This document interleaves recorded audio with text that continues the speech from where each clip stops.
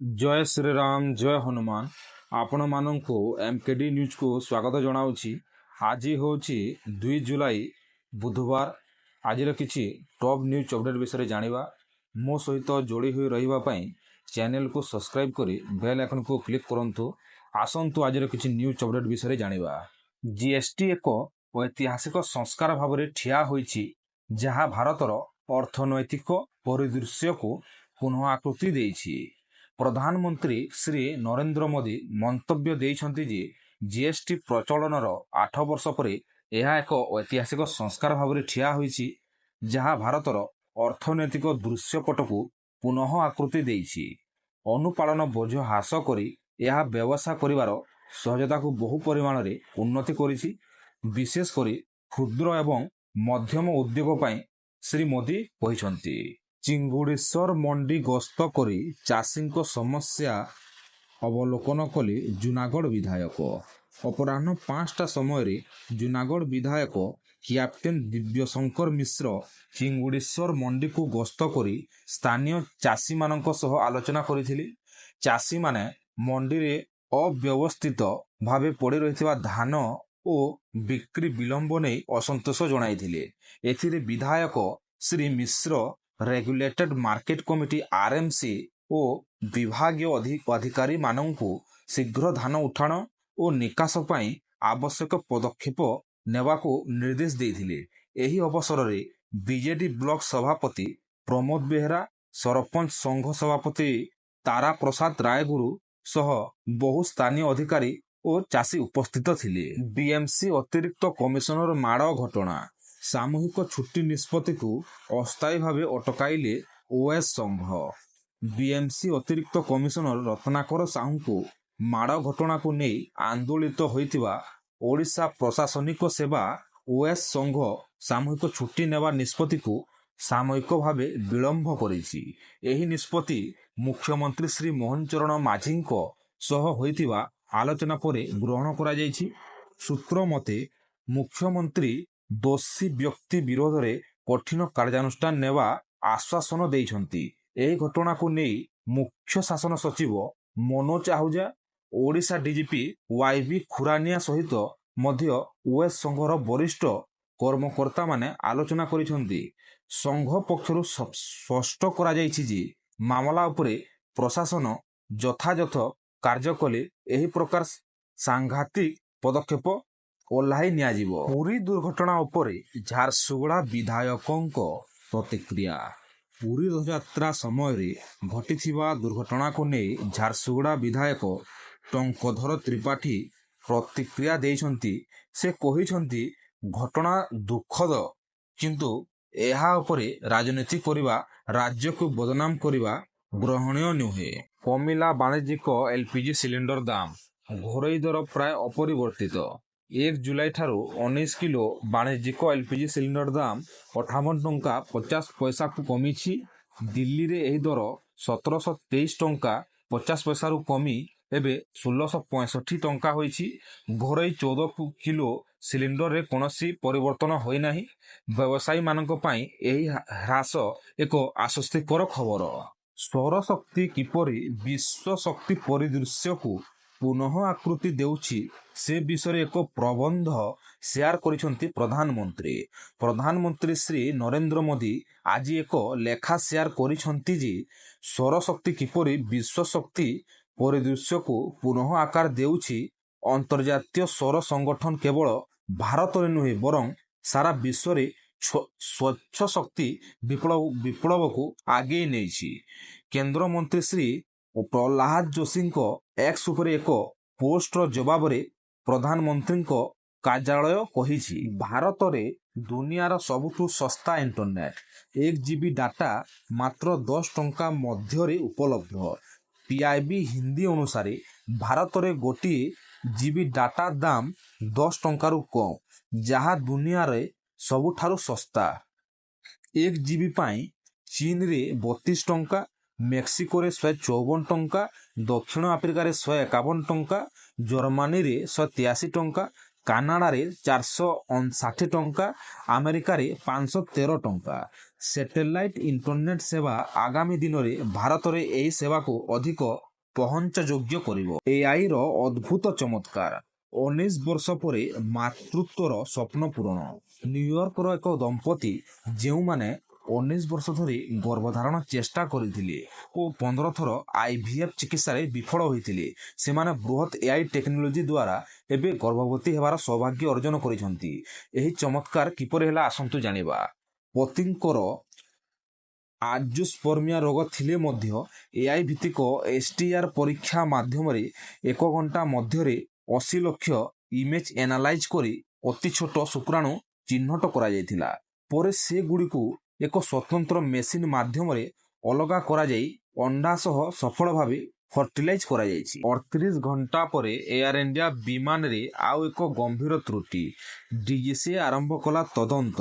ଅହମ୍ମଦାବାଦ ବିମାନ ଦୁର୍ଘଟଣା ପରେ 38 ଘଣ୍ଟା ମଧ୍ୟରେ ଏୟାର ଇଣ୍ଡିଆର ଆଉ ଏକ ବୋଇଂ 777 ବିମାନ ଯାହା ଦିଲ୍ଲୀରୁ ଭିଏନା ଯାଉଥିଲା, ସେଥିରେ ଆକସ୍ମିକ ତ୍ରୁଟି ଦେଖାଦେଲା। ବିମାନ ହଠାତ୍ 9000 ଫୁଟ ତଳକୁ ଖସି ଯାଇଥିଲା। ପାଇଲଟମାନେ ସମୟରେ ବିମାନକୁ ନିୟନ୍ତ୍ରଣ କରି ଦୁର୍ଘଟଣାରୁ ବଞ୍ଚାଇ ପାରିଥିଲେ। ଏହି ଘଟଣା ଉପରେ DGCA ତଦନ୍ତ ଆରମ୍ଭ କରିଛି। ଏଥିପୂର୍ବରୁ ଅହମ୍ମଦାବାଦରେ ଘଟିଥିବା ଏକ ବିମାନ ଦୁର୍ଘଟଣାରେ ବିମାନ ଭିତରେ ଥିବା 242 ଯାତ୍ରୀଙ୍କ ମୃତ୍ୟୁ ଘଟିଥିଲା। ଫୋନ୍ କଲ୍ ଲିକ୍ ପରେ ସସ୍ପେଣ୍ଡ ହେଲେ ଥାଇଲାଣ୍ଡ ପ୍ରଧାନମନ୍ତ୍ରୀ ପୈତୋଗର୍ତ୍ତାନ। ଥାଇଲାଣ୍ଡର ପ୍ରଧାନମନ୍ତ୍ରୀ ପୈତୋଗର୍ତ୍ତାନ ସିନାୱାତ୍ରାଙ୍କ ଗୁପ୍ତ ଫୋନ୍ କଲ୍ ଲିକ୍ ଘଟଣାରେ ସାମ୍ବିଧାନିକ ଅଦାଲତ ତାଙ୍କୁ ନିଲମ୍ବନ କରିଛି। ପୈତୋଗର୍ତ୍ତାନ ସୀମା ଉତ୍ତେଜନା ହ୍ରାସ କରିବା ଉଦ୍ଦେଶ୍ୟରେ ପୂର୍ବତନ କାମ୍ବୋଡିଆ ପ୍ରଧାନମନ୍ତ୍ରୀ ହୁନ୍ ସେନ୍ଙ୍କ ସହ ଫୋନ୍ କଲ୍ ସମୟରେ ଥାଇ ସେନାର ଜଣେ କମାଣ୍ଡରଙ୍କୁ ସମାଲୋଚନା କରିଥିଲେ। ଏହି କଲ୍ ଲିକ୍ ହେବା ପରେ 36 ଜଣ ସିନେଟର ତାଙ୍କୁ ନିଲମ୍ବନ କରିବା ପାଇଁ ଆବେଦନ ଦାଖଲ କରିଥିଲେ। ଏନେଇ ପୈତୋଗର୍ତ୍ତାନ କ୍ଷମା ଚାହିଁଥିଲେ, କିନ୍ତୁ ତଥାପି ଅଦାଲତ ତାଙ୍କୁ ସସ୍ପେଣ୍ଡ କରିଛି। ELI ସ୍କିମ୍କୁ ମଞ୍ଜୁରୀ।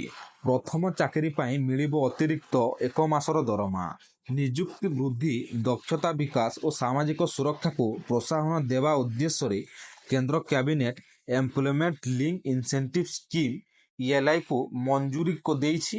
ଏହି ଯୋଜନା ଅନୁଯାୟୀ ଯେଉଁମାନେ ପ୍ରଥମ ଥର ପାଇଁ ଚାକିରି କରୁଛନ୍ତି, ସେମାନେ 1 ମାସର ଅତିରିକ୍ତ ଦରମା 15,000 ପାଇବେ। ଏହି ସ୍କିମ୍ ଅଗଷ୍ଟ 2025 ଠାରୁ ଜୁଲାଇ 2027 ମଧ୍ୟରେ ନୂଆ ନିଯୁକ୍ତି ପାଇଁ ପ୍ରଯୁଜ୍ୟ ହେବ। ରେଲୱାନ୍ ଆପ୍ ଲଞ୍ଚ କଲା ଭାରତୀୟ ରେଲୱେ। ଏକ ଆପ୍ରେ ମିଳିବ ସବୁ ସୁବିଧା। ମଙ୍ଗଳବାର ଦିନ ଭାରତୀୟ ରେଲୱେ ନୂଆ ରେଲୱାନ୍ ସୁପର ଆପ୍ ଲଞ୍ଚ କରିଛି। ଏହି ଆପ୍ ଆଣ୍ଡ୍ରଏଡ୍ ଓ iOS ଦୁହି ପ୍ଲାଟଫର୍ମରେ ଉପଲବ୍ଧ। ଏହାଦ୍ୱାରା ଟିକେଟ୍ ବୁକିଂ, ଟ୍ରେନ୍ ଲୋକେସନ୍ ଓ PNR ଯାଞ୍ଚ, କୋଚ୍ର ଲୋକେସନ୍, ଖାଦ୍ୟର ଅର୍ଡର, ଅଭିଯୋଗ ଦାଖଲ କରିପାରିବେ। ଜାତୀୟ କ୍ରୀଡ଼ା ନୀତି 2025କୁ କ୍ୟାବିନେଟ୍ର ମଞ୍ଜୁରୀ। ଭାରତ ହେବ ବିଶ୍ୱ କ୍ରୀଡ଼ା ଶକ୍ତି। ପ୍ରଧାନମନ୍ତ୍ରୀ ଶ୍ରୀ ନରେନ୍ଦ୍ର ମୋଦିଙ୍କ ଅଧ୍ୟକ୍ଷତାରେ ବସିଥିବା କେନ୍ଦ୍ର କ୍ୟାବିନେଟ୍ ଖେଲୋ ଭାରତ ନୀତି 2025କୁ ମଞ୍ଜୁରୀ ଦେଇଛି। ଏହି ନୀତିର ଲକ୍ଷ୍ୟ ଭାରତକୁ ବିଶ୍ୱସ୍ତରୀୟ କ୍ରୀଡ଼ା ଶକ୍ତି ଭାବେ ଗଢ଼ି ଉଠିବା। 2036 ଅଲିମ୍ପିକ୍ ସହ ଅନ୍ୟାନ୍ୟ ଅନ୍ତର୍ଜାତୀୟ ଇଭେଣ୍ଟରେ ଉତ୍କର୍ଷ ପ୍ରଦର୍ଶନ, କ୍ରୀଡ଼ା ପର୍ଯ୍ୟଟନ ଓ ଯୁବପିଢ଼ିକୁ ପ୍ରେରଣା ମିଳିବା। ଜୁନ୍ ମାସରେ UPI ମାଧ୍ୟମରେ ହୋଇଛି 24 ଲକ୍ଷ କୋଟି ଟଙ୍କାରୁ ଅଧିକ ଟ୍ରାଞ୍ଜାକ୍ସନ୍। ରିପୋର୍ଟ। ଏକ ନୂତନ ରିପୋର୍ଟ ଅନୁସାରେ 2025ର ଜୁନ୍ ମାସରେ UPI ଦ୍ୱାରା ମୋଟ 24 ଲକ୍ଷ କୋଟି ଟଙ୍କାର ଅର୍ଥ ଲେଣଦେଣ ହୋଇଛି। ଏହା ପୂର୍ବ ମାସ ମେ ସହିତ ତୁଳନା କଲେ ଅନ୍ତର ଦେଖାଯାଏ, ଯେଉଁଠି ପ୍ରତିଦିନ ହାରାହାରି 60.2 କୋଟି ଟଙ୍କାର ଟ୍ରାଞ୍ଜାକ୍ସନ୍ ହେଉଥିଲା, ଯେଉଁଠି ବୃଦ୍ଧି ପାଇ ଜୁନ୍ରେ 61.3 କୋଟି ପର୍ଯ୍ୟନ୍ତ ପହଞ୍ଚିଛି। ଏହି ବୃଦ୍ଧି ସତ୍ତ୍ୱେ ବାର୍ଷିକ ଗତିରେ ବୃଦ୍ଧି ହାର 32.5%କୁ ଘଟିଛି, ଯାହା ଗତ 62 ମାସ ମଧ୍ୟରେ ସବୁଠୁ କମ୍ ଅଟେ। ଏହା ରୂପେ ପ୍ରତ୍ୟକ୍ଷ ହେଉଛି ଯେ ଡିଜିଟାଲ ଟ୍ରାଞ୍ଜାକ୍ସନରେ ଏକ ସ୍ଥିରତା ଆସୁଛି। ଏହା ସହିତ ଏପ୍ରିଲ-ଜୁନ୍ ତ୍ରୈମାସିକ ଅବଧିରେ ମୋଟ 73.23 ଲକ୍ଷ କୋଟି ଟଙ୍କାର ଉପରେ ନେଣଦେଣ ହୋଇଛି ବୋଲି ରିପୋର୍ଟରେ ଉଲ୍ଲେଖ ହୋଇଛି। ତେଲେଙ୍ଗାନା ଫାର୍ମା ବିସ୍ଫୋରଣ, ମୃତ୍ୟୁ 36, ଅନେକ ଓଡ଼ିଆ ଶ୍ରମିକ ନିଖୋଜ। ତେଲେଙ୍ଗାନାର ଏକ ଫାର୍ମା କାରଖାନାରେ ବିସ୍ଫୋରଣରେ 36 ଜଣଙ୍କ ମୃତ୍ୟୁ ଘଟିଛି। 31 ମୃତଦେହ ଦୁର୍ଘଟଣା ସ୍ଥଳରୁ ଓ 3 ହସ୍ପିଟାଲରୁ ମିଳିଛି। ଅନେକ ଶ୍ରମିକ ଏପର୍ଯ୍ୟନ୍ତ ନିଖୋଜ। ଅଧିକାଂଶ ମୃତକ ଓଡ଼ିଶା ଓ ବିହାରର ରହିଛନ୍ତି। ଓଡ଼ିଆ ଶ୍ରମିକଙ୍କ ସହଯୋଗ ପାଇଁ 2 ଅଧିକାରୀଙ୍କୁ ରାଜ୍ୟ ସରକାର ତେଲେଙ୍ଗାନା ପଠାଇଛି। ପୁରୀରେ ମୁଖ୍ୟମନ୍ତ୍ରୀଙ୍କ ସମୀକ୍ଷା ବୈଠକ। ଯାତ୍ରା ବ୍ୟବସ୍ଥା ଉପରେ ଗୁରୁତ୍ୱ। ମୁଖ୍ୟମନ୍ତ୍ରୀ ଶ୍ରୀ ମୋହନ ଚରଣ ମାଝୀ ମଙ୍ଗଳବାର ପୁରୀ ପହଞ୍ଚି ରଥଯାତ୍ରା ସମୟରେ ଶୃଙ୍ଖଳାବଦ୍ଧ ଯାତ୍ରା ଓ ଦର୍ଶନ ବ୍ୟବସ୍ଥା ବିଷୟରେ ସମୀକ୍ଷା ବୈଠକ କରିଛନ୍ତି। ଶ୍ରୀମନ୍ଦିର ଶ୍ରଦ୍ଧାଳୁ ଭିଡ଼ ଓ ଶାନ୍ତି ସୁରକ୍ଷା ବ୍ୟବସ୍ଥା ଉପରେ ମଧ୍ୟ ଆଲୋଚନା ହୋଇଥିବା ଜଣାପଡ଼ିଛି। ବାହୁଡ଼ା ଯାତ୍ରା, ସୁନାବେଶ, ଅଧରପଣା ଓ ନୀଳାଦ୍ରି ବିଜେ ସମ୍ପର୍କରେ ମଧ୍ୟ ବୈଠକରେ ଚର୍ଚ୍ଚା ହୋଇଛି। ଏହି ବୈଠକରେ ଆଇନମନ୍ତ୍ରୀ ଶ୍ରୀ ପୃଥ୍ୱୀରାଜ ହରିଚନ୍ଦନ ଓ ମୁଖ୍ୟ ଶାସନ ସଚିବ ମନୋଜ ଆହୁଜା ଓ ଡିଜିପି ଯୋଗେଶ ବାହାଦୁର ଖୁରାନିଆ ଓ ମୁଖ୍ୟମନ୍ତ୍ରୀଙ୍କ ସ୍ୱତନ୍ତ୍ର ସଚିବ ଉପସ୍ଥିତ ଥିଲେ। ଅପରେସନ ସିନ୍ଦୁର ପରେ ଭାରତ ପାକିସ୍ତାନ ମଧ୍ୟରେ ଆଲୋଚନା। ଉଭୟ ଦେଶ କଲେ କଏଦୀ ତାଲିକା ଆଦାନ ପ୍ରଦାନ। ଅପରେସନ ସିନ୍ଦୁର ପରେ ପ୍ରଥମ ଥର ପାଇଁ ଭାରତ ଓ ପାକିସ୍ତାନ ମଧ୍ୟରେ ଆଲୋଚନା ହୋଇଛି। ଏଥିରେ ଉଭୟ ଦେଶ ପରସ୍ପରର ହିରାସତରେ ଥିବା କଏଦୀମାନଙ୍କ ତାଲିକା ଅଦଳ ବଦଳ କରିଛନ୍ତି। ଭାରତ ପକ୍ଷରୁ 382 ଜଣ ସାଧାରଣ ନାଗରିକ ଓ 81 ଜଣ ମତ୍ସ୍ୟଜୀବୀଙ୍କ ତଥ୍ୟ ଦିଆଯାଇଛି, ଯେବେକି ପାକିସ୍ତାନ 53 ଜଣ ଭାରତୀୟ ନାଗରିକ ଓ 193 ମତ୍ସ୍ୟଜୀବୀଙ୍କ ତାଲିକା ସେୟାର କରିଛି। ଗତ ଦିନ ଅପରେସନ ସିନ୍ଦୁର ଦ୍ୱାରା ଭାରତ ପାକିସ୍ତାନ ଅଞ୍ଚଳରେ ଅନେକ ଆତଙ୍କବାଦୀ ଘାଟିକୁ ନିଶାନା କରି ଧ୍ୱଂସ କରିଥିଲା। ମାଲକାନଗିରିର ପରକାଗୁଡ଼ାରେ ଗର୍ଭବତୀ ମହିଳାଙ୍କୁ ଆଣିବାକୁ ଯାଇଥିବା ଆମ୍ବୁଲାନ୍ସ କାଦୁଅରେ ଫସିଯିବାରୁ ମହିଳା ଘରେ ପ୍ରସବ କଲେ। ନବଜାତକ ଗୁରୁତର ଅବସ୍ଥାରେ ଥିବାରୁ ଗାଁ ଲୋକେ ଟ୍ରାକ୍ଟର ଭଡ଼ା କରି ଆମ୍ବୁଲାନ୍ସକୁ ବାହାର କରି ମହିଳାକୁ ଚିକିତ୍ସାଳୟକୁ ନେଇଯାଇଥିଲେ। ଜୁଲାଇ 11ରେ ଓଡ଼ିଶା ଗସ୍ତରେ ଆସିବେ ବିରୋଧୀ ଦଳ ନେତା ରାହୁଲ ଗାନ୍ଧୀ ଓ କଂଗ୍ରେସ ଅଧ୍ୟକ୍ଷ ମଲ୍ଲିକାର୍ଜୁନ ଖଡ଼ଗେ। ଏହି 2 ନେତା ଭୁବନେଶ୍ୱର ବରମୁଣ୍ଡା ପଡ଼ିଆରେ ଆୟୋଜିତ ଏକ ବୃହତ ସମାବେଶରେ ଯୋଗଦେବେ, ଯେଉଁଥିରେ ରାଜ୍ୟର ଆଇନ ଶୃଙ୍ଖଳା ଓ ବର୍ତ୍ତମାନ ସରକାରର ବିଫଳତା ଉପରେ ଆଲୋଚନା ହେବ। କଂଗ୍ରେସ ନେତା ଜୟଦେବ ଜେନା ଏହି ସୂଚନା ଦେଇଛନ୍ତି। ଭାରତୀୟ ପେହଲୱାନ ଓ ରାଜନୀତିଜ୍ଞ ଭିନେଶ ଫୋଗାଟ ଓ ସ୍ୱାମୀ ସୋମବୀର ରାଠୀ ଜୁଲାଇ 1ରେ ଦିଲ୍ଲୀରେ ପ୍ରଥମ ସନ୍ତାନ ଭାବରେ ଏକ ପୁଅ ସନ୍ତାନକୁ ସ୍ୱାଗତ କରିଛନ୍ତି। ଭିନେଶ ଆପୋଲୋ ହସ୍ପିଟାଲରେ ସୁସ୍ଥ ଭାବେ ପ୍ରସବ କରିଛନ୍ତି। ଜୁଲାଇ 1 ଠାରୁ ଯାତ୍ରୀବାହୀ ଟ୍ରେନ୍ ଭଡ଼ା ବୃଦ୍ଧି କରିଛି। 500 କିମି ପର୍ଯ୍ୟନ୍ତ କୌଣସି ବୃଦ୍ଧି ନାହିଁ, କିନ୍ତୁ 501ରୁ 3000 କିମି ଦୂରତା ପାଇଁ ମାନ୍ୟ ଟଙ୍କାରେ 5, 10 ଓ 15 ଟଙ୍କା ବୃଦ୍ଧି ହେଉଛି। ସ୍ଲିପର ଦ୍ୱିତୀୟ ଓ ପ୍ରଥମ ଶ୍ରେଣୀ ପାଇଁ 50 ପଇସା ପ୍ରତି କିମି ବଢ଼ିଛି। ଏସି ଶ୍ରେଣୀ ପାଇଁ ପ୍ରତି କିମି 2 ପଇସା ବୃଦ୍ଧି ହୋଇଛି। ଅନ୍ୟ ଶୁଳ୍କ ଯଥା ରିଜର୍ଭେସନ, ସୁପରଫାଷ୍ଟ ଓ ଜିଏସଟି ପୂର୍ବବର୍ତ୍ତୀ ଅଛି। ଏହି ବୃଦ୍ଧି ବନ୍ଦେ ଭାରତ, ଶତାବ୍ଦୀ, ରାଜଧାନୀ ଭଳି ଟ୍ରେନ୍ ପାଇଁ ମଧ୍ୟ ପ୍ରଯୁଜ୍ୟ।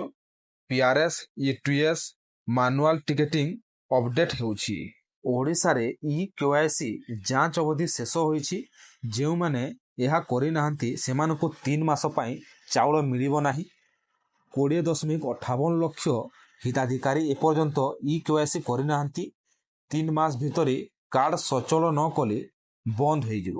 ରାଷ୍ଟ୍ରପତି 2 ଦିନିଆ ଓଡ଼ିଶା ଗସ୍ତରେ ଜୁଲାଇ 14 ଓ 15 ତାରିଖରେ ଭୁବନେଶ୍ୱର ଆସିବେ। ସେ ଏମ୍ସର ସମାବର୍ତ୍ତନ ଉତ୍ସବରେ ଯୋଗଦେବେ ଓ ପରଦିନ ରେଭେନ୍ସା ବିଶ୍ୱବିଦ୍ୟାଳୟର ସମାବର୍ତ୍ତନ ଉତ୍ସବରେ ଅଂଶଗ୍ରହଣ କରିବେ। ତାଙ୍କ ପରିଦର୍ଶନ କାର୍ଯ୍ୟକ୍ରମରେ ରେଭେନ୍ସା ବାଳିକା ଉଚ୍ଚ ବିଦ୍ୟାଳୟର ଭିତ୍ତିପ୍ରସ୍ତର ସ୍ଥାପନ ମଧ୍ୟ ଅନ୍ତର୍ଭୁକ୍ତ ଅଛି। ଏହି 2 ଦିନ ଧରି ସେ ଅନେକ କାର୍ଯ୍ୟକ୍ରମରେ ଅଂଶ ନେବେ। ଏନ୍ଆଇଟି ରାଉରକେଲାର ଗବେଷକ ଦଳ ମଙ୍ଗଳ ଗ୍ରହର ପାଣିପାଗ ପୂର୍ବାନୁମାନ ବୃଦ୍ଧି ପାଇଁ ଗୁରୁତ୍ୱପୂର୍ଣ୍ଣ ଅଧ୍ୟୟନ କରିଛନ୍ତି।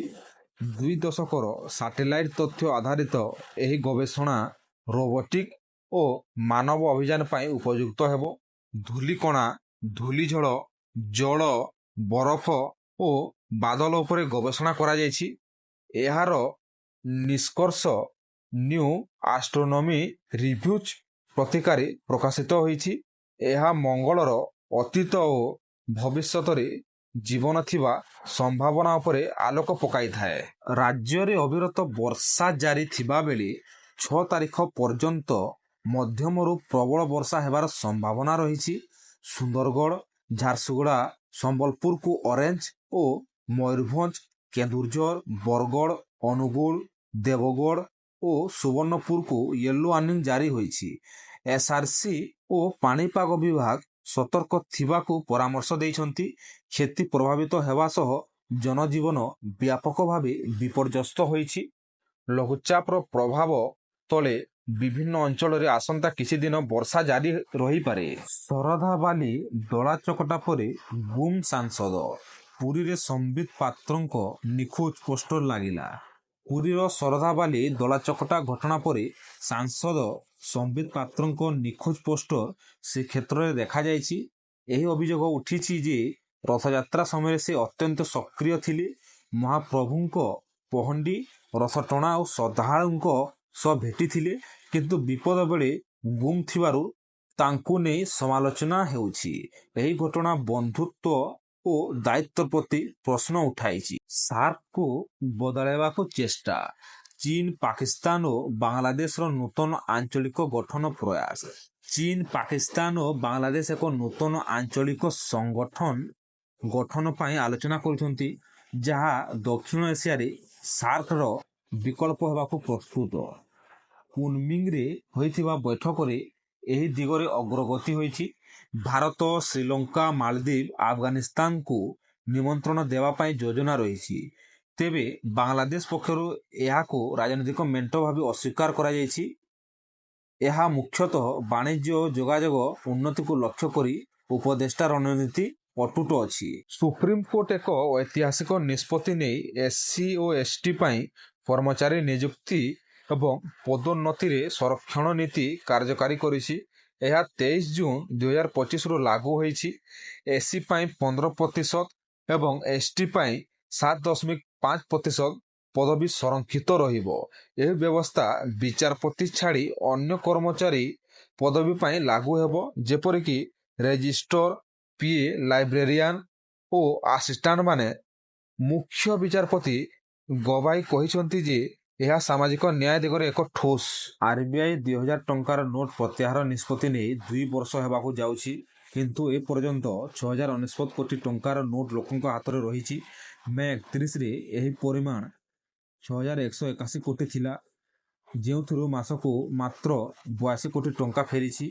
2023 ମେ 19ରେ ଯେତେବେଳେ ଘୋଷଣା ହୋଇଥିଲା, ସେତେବେଳେ ବଜାରରେ 3.56 ଲକ୍ଷ କୋଟି ଟଙ୍କାର ନୋଟ୍ ଥିଲା। ବର୍ତ୍ତମାନ ପର୍ଯ୍ୟନ୍ତ 98.29% ନୋଟ୍ ଫେରିଯାଇଛି, ଯଦିଓ ଅବଶିଷ୍ଟ ରାଶି ଅଧିକ ଅଛି। କୋଲକାତା ହାଇକୋର୍ଟ ମହମ୍ମଦ ସାମିଙ୍କୁ ପତ୍ନୀ ହାସିନ ଜାହାଁ ଓ ଝିଅ ଆୟରା ପାଇଁ ମାସିକ ଭରଣପୋଷଣ ଦେବାକୁ ନିର୍ଦ୍ଦେଶ ଦେଇଛି। ସାମି ପ୍ରତି ମାସ 4 ଲକ୍ଷ ଟଙ୍କା ଦେବେ, ଯାହାରୁ 1.5 ଲକ୍ଷ ହାସିନ ଓ 2.5 ଲକ୍ଷ ଟଙ୍କା ଆୟରାଙ୍କୁ ମିଳିବ। 7 ବର୍ଷ ଧରି ଦମ୍ପତି ଅଲଗା ରହୁଛନ୍ତି। ହାସିନ ସାମିଙ୍କ ଅବହେଳା ଦେଖି ଆଇନ ମାନିଛନ୍ତି। ଶେଷରେ ନିମ୍ନ ଅଦାଲତରେ ଦାବି ଖାରଜ ହେଲେ ମଧ୍ୟ ହାଇକୋର୍ଟ ଏଥିରେ ନିଷ୍ପତ୍ତି ଦେଇଛି। ଆଜିର ନ୍ୟୁଜ୍ ଅପଡେଟଟି ଆପଣମାନଙ୍କୁ ଇନଫର୍ମେଟିଭ ଲାଗିଥିଲେ ଚ୍ୟାନେଲକୁ ସବସ୍କ୍ରାଇବ କରି ଲାଇକ୍, ସେୟାର ଆଣ୍ଡ କମେଣ୍ଟ କରିବି। ଜୟ ଶ୍ରୀରାମ, ଜୟ ହନୁମାନ।